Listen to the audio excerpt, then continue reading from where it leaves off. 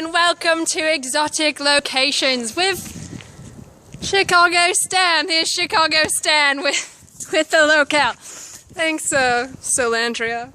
It really is exotic here in the middle of Roscoe Village.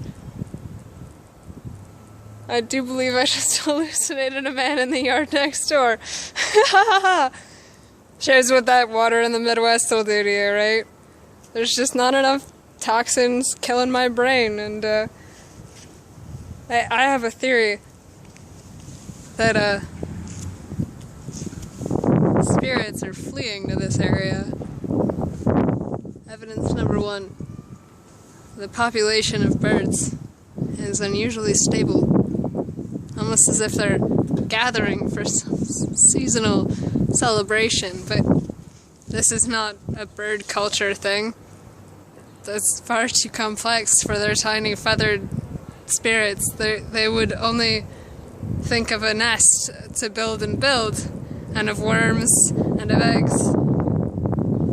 But these birds are actually